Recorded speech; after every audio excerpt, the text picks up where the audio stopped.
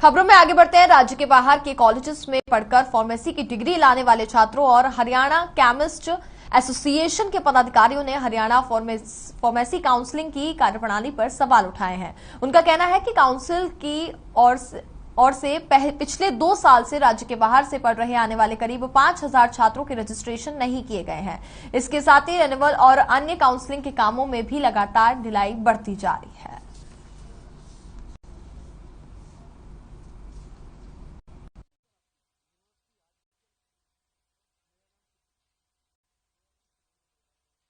शुभम, किस तरह से मेडिकल काउंसिल ऑफ हरियाणा से आप परेशान हैं? क्या परेशानियां आ रही हैं आपको? जी, मैंने बी फार्मेसी करी हुई है हिमाचल प्रदेश से।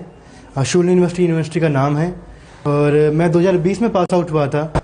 मैंने 28 जुलाई 2020 में फार्मेसी काउंसिल में अप्लाई किया था अपने फार्मासिस्ट रजिस्ट्रेशन के लिए, जबकि मेरी फाइल भी जमा नहीं करी गई उस टाइम पे।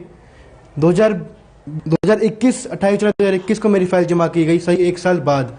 1 साल लग गया उनको मेरी फाइल जमा करने के लिए, मैच फाइल जमा करने के लिए, और उसके बाद से अब तक मेरी फाइल की कोई कार्रवाई आगे नहीं बढ़ी है।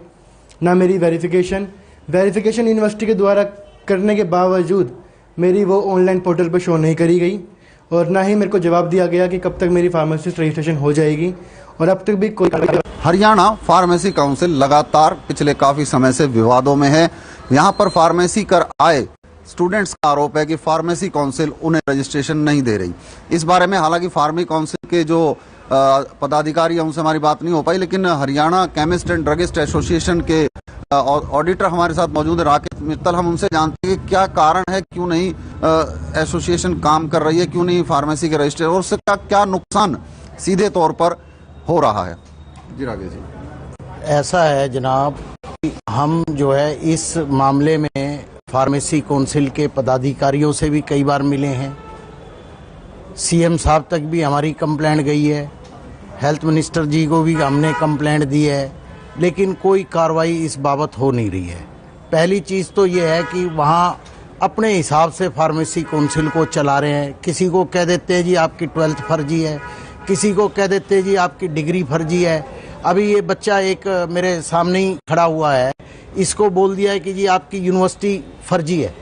जब यूनिवर्सिटी फर्जी है तो सरकार उसको बंद क्यों नहीं कराती? यूनिवर्सिटी आज भी चल रही है। University pharmacy council of India से रिकॉग्नाइज है।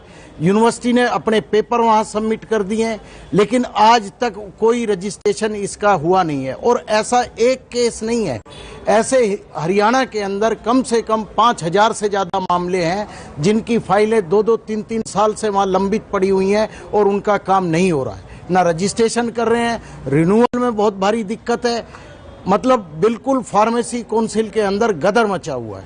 और हमारे जो फार्मेसी साथी जो 2 साल जिनके पास बेचारों के पास घर में एसेट्स नहीं है, काम करने के पैसे नहीं है, 2-2, 3-3 साल से वो खाली घूम रहे हैं। अब तो क्या राकेश मित्तल जी, इसमें क्या असर अगर मान लेंगे हम फार्मा बिजनेस पर इसका पड़ रहा है? फार्मा बिजनेस पे पहली चीज तो ये, हरियाणा में फार्मासिस्ट वैसे ही बहुत कम है।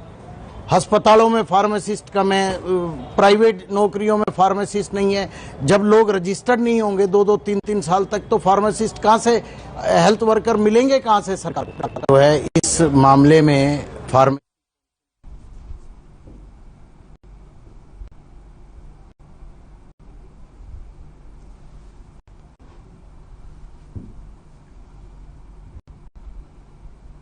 यमुनानगर के बिलासपुर में चल रहे 5 दिवसीय राज्य स्तरीय कपाल